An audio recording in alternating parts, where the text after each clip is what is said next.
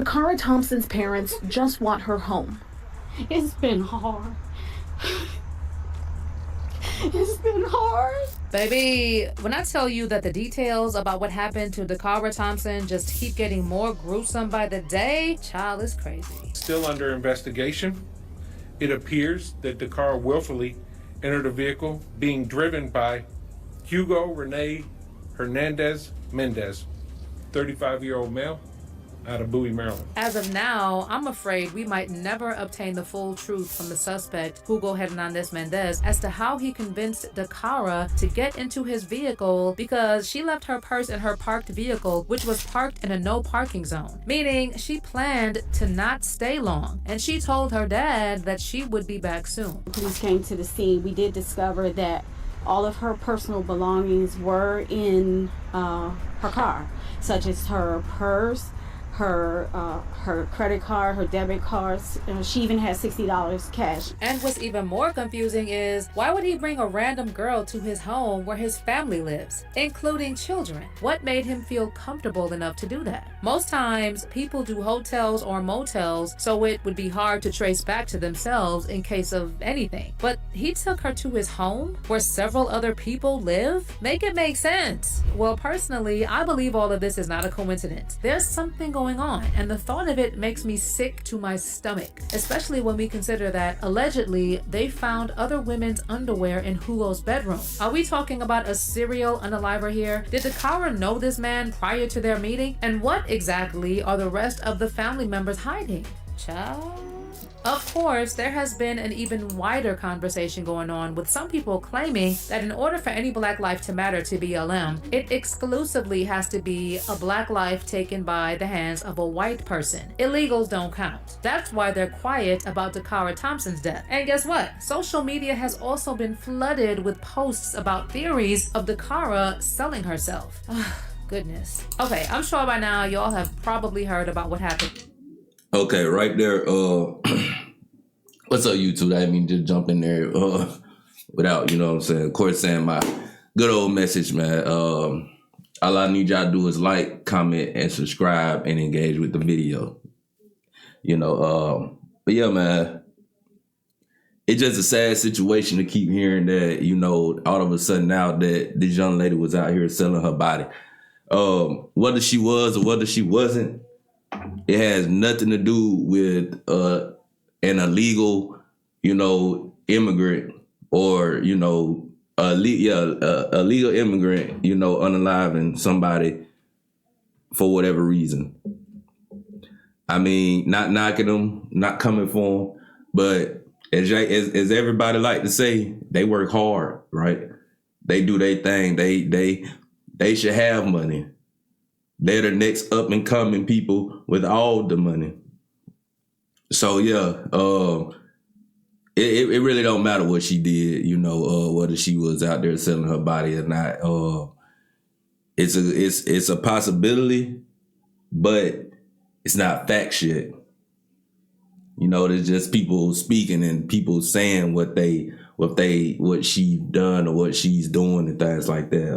But we gonna keep going with the video and see what's up. To Dacara, which is that she was first reported missing by her father just before 9 p.m. on August 23rd. And he told police that he'd last seen her the night of August 22nd. He said he called her when she hadn't returned home a short time later, but she didn't answer. He also told them she texted him that night that she was going to get gas and get back soon, but he never heard from her again. When she didn't go back home on August 24th, family members tracked the last location of her phone to the intersection of Jasmine Terrace and Riggs Road in Hyattsville. And once there, they saw her car and called the police. Based on what the family said, Dacara is the youngest of 5, and they all share locations through the Find My Phone app. So when they checked Dakara's location, they saw that it was turned off, and that the last spot it was turned on was near the intersection of Jasmine Terrace and Riggs Road. Now, up until a couple of days after Dacara went missing, the family was still hopeful, but they were scared because her bank account had gone untouched. Unfortunately, on August 31st, around 4:50 p.m., Maryland State Police responded to Route 50 between Maryland Route 424 and Maryland Route 97 in Annapolis for a disabled vehicle on the short bridge that is over the South River, where troopers apparently saw a up body on their river embankment about 30 feet below. Then on September 3rd, detectives met with Dacara's family and said they were able to identify her through the pictures they shared. Reportedly, she had skull and facial fractures, and her family identified her through her tattoos and jewelry. But here's where it gets really interesting. Footage from August 23rd from 3:06 a.m. showed Dacara leaving her white SUV and walking from Jasmine Terrace down Riggs Road towards University Boulevard in Hyattsville. The surveillance footage showed her walk into the parking lot of a business on University Boulevard, approach the driver's side of a black GMC Yukon Denali, and appear to speak to the driver before walking around to the passenger side and getting in the passenger front seat. At this point, authorities say that they were able to obtain... Okay, it's just look, I don't know, y'all. I really don't know. At the end of the day, just a messed up situation. I don't get why she would just go talk to somebody and then get into the car with them. Especially leaving a lot of her valuable things back in the car. It don't make sense, right? Now, if you was to ask me, I really,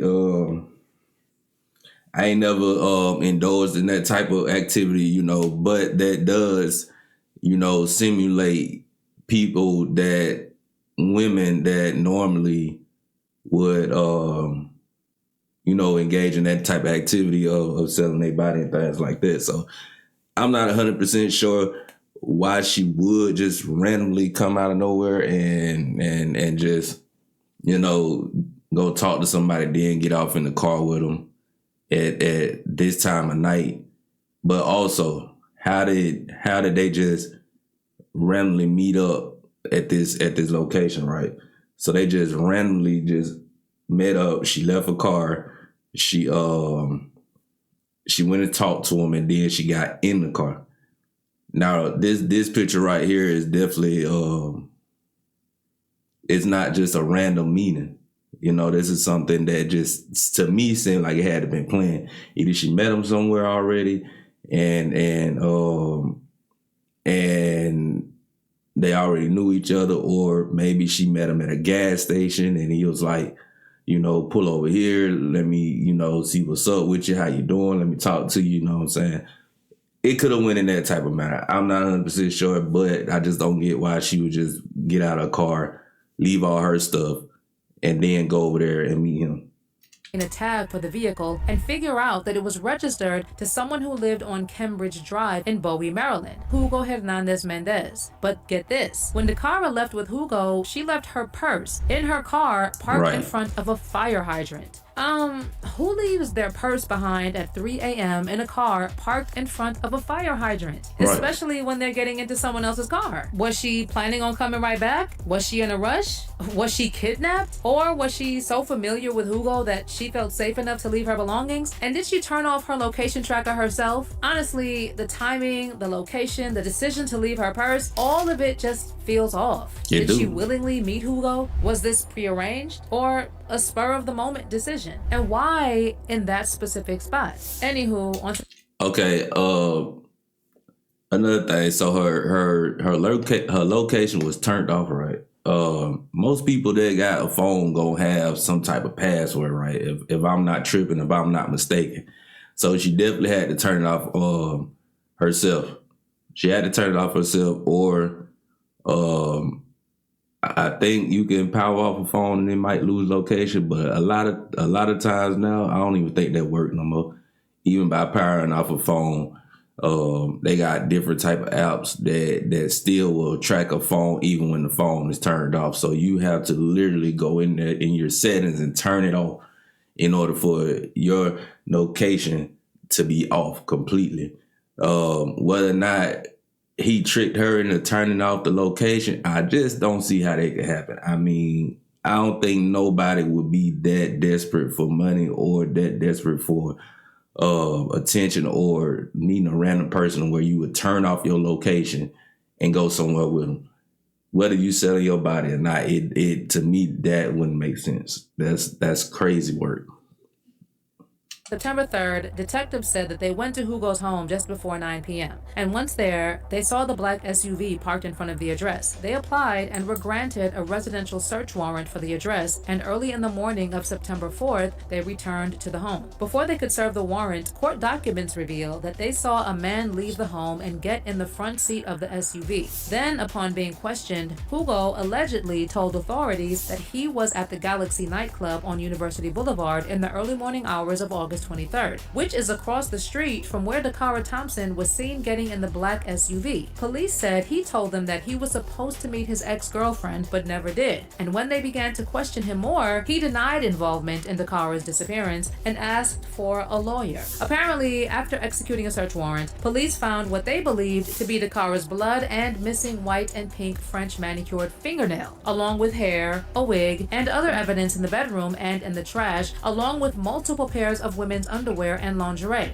Hugo Hernandez Mendez was then arrested and charged with first and second degree unaliving in the gruesome death of 19-year-old Dacara Thompson. ICE then issued a detainer for who they called a criminal illegal alien and said justice would be served for Dakara's family. In addition, investigators also said they believe Hugo unalived Dacara Thompson inside his bedroom early in the morning of August 23rd, and then drove her body to Route 50 between Route 424 and Route 97 in Annapolis and threw her body over the short bridge. Guys, to think that someone could calmly load her body into a car, drive along Route 50, and then toss her over a short bridge as if she were disposable is almost too disturbing to process. That act alone shows a level of coldness and detachment that feels inhumane. And what's even more surprising is that there were people in the house when everything was going on, and they were also questioned by the police. So one person told the police they live with their family at the home and are cousins with Hernandez Mendez and two other roommates. The cousin told the police that she couldn't believe that a family member would do such a thing, but she also said that in the last 2 weeks, she rarely saw Hernandez Mendez and that his behavior had changed. She said that she even told her cousin to confess and reported that during investigations, her husband, Hernandez Mendez,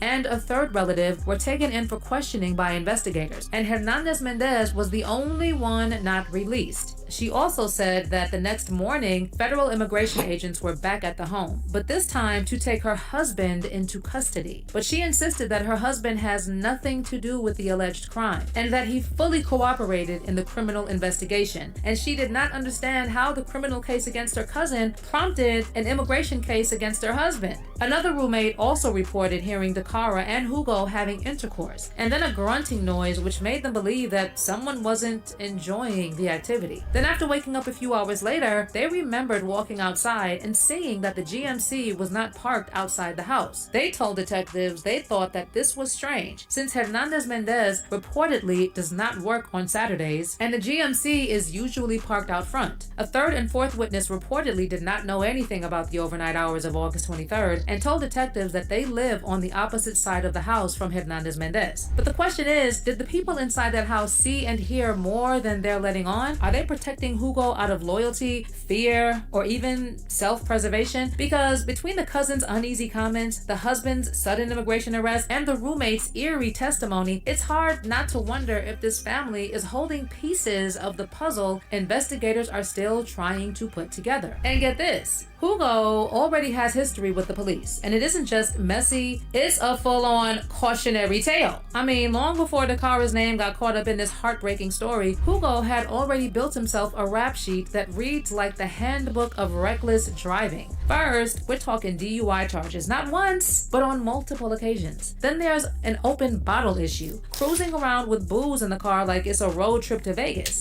So he got a problem with drinking. He got a problem with drinking. I'm not giving this man no reason for it, but 9 times out of 10, he's probably intoxicated. He's seen a beautiful black woman.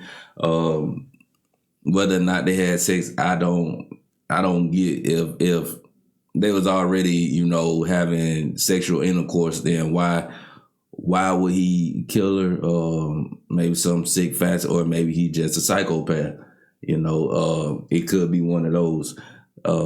Like they said, it sounded like somebody wasn't enjoying it, and we probably know, we know It screams irresponsibility, but more than that, it shows a pattern of behavior. Add in operating a vehicle without due care and ignoring traffic control devices. Translation: running stop signs, blowing past red lights, parking where he wants, basically treating the road like his personal playground. Combine that with unsafe lane changes and you got a recipe for chaos. In addition, Hugo was also caught driving on a suspended license. Like, senor, the state already told you to sit down and you still said, nah, I'll drive. he finna But sit down also, now. how If is he he still found roaming guilty. around with all That's for these sure. charges considering he is, quote, an illegal? I mean, it just doesn't make sense. Well, detectives are still working to determine whether Dacara and the suspect knew each other prior to her disappearance. But there are still a lot of questions. Like, why would Dacara leave her SUV sitting in such an obvious ticket magnet spot, purse inside and all? Was she planning on being gone just a few minutes? Did Hugo promise to bring her right back? Or was she distracted, not realizing what kind of situation she was stepping into? Was she kidnapped? Did she turn off her location willingly? Are Hugo's family members lying about what they know? Is this something Hugo has done before? Child. 19 years Apparently, old. people from the area think it's a possibility he could be the one connected to the other people, men and women, who have gone missing, including a father who was found unalived just 2 days after Dacara was found. Otherwise, why would he be collecting underwear and lingerie like trophies? Honestly, this whole case is just chilling, but I'd love to know your thoughts.